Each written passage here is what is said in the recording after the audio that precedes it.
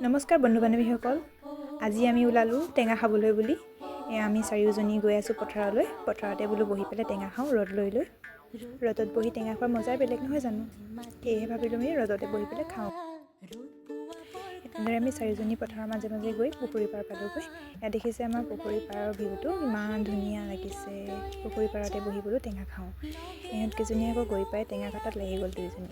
আৰু আমাৰ বাইদেউ এফালে কলপাত ধুই আছে পুখুৰীতে। টেঙা খাবলৈ পাব বুলি ফূৰ্তিতে এপাক নাচিয়ে দিলে দেই।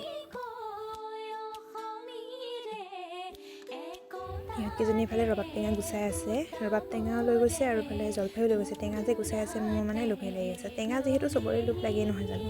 পিছে আপোনালোকে টেঙা খাই ভাল পায় নে নাপায় জনাব দেই আমাক। আমি হ'লে টেঙা খাই বহুত ভাল পাওঁ দেই। টেঙাৰ নাম শুনাৰ লগে লগে আমাৰ আৰু মুখত পানী আহিয়ে যায় আৰু বহুত বেছি লোভ লাগে। এয়া দেখিছে নহয়, টেঙা কাটি ইফালে নিমখ জলকীয়া সানিবলৈ লৈছে। ইফালে জলফাই ইচিৰাম এজনীয়ে যে খায়ে আছে, কাটি আছে এফালে খায়ে আছে। পিছে আজি মই খাবহে নোৱাৰিম, মোৰ মানে অকণ পেটটো গণ্ডগোল হৈ আছে, মানে গেছৰ প্ৰব্লেম দিছে। সেইকাৰণে খোৱা নাই। ঠাণ্ডা দিন যিহেতু হজম নহ'ব, আকৌ খাই পেলাই অশান্তিহে হ'ব। সিহঁতকেইজনী খাই আছে আৰু মই চাই আছোঁ। এই আমাৰ মুন্মীয়ে পূৰা মাৰিছে একদম। মই চাই আছোঁ।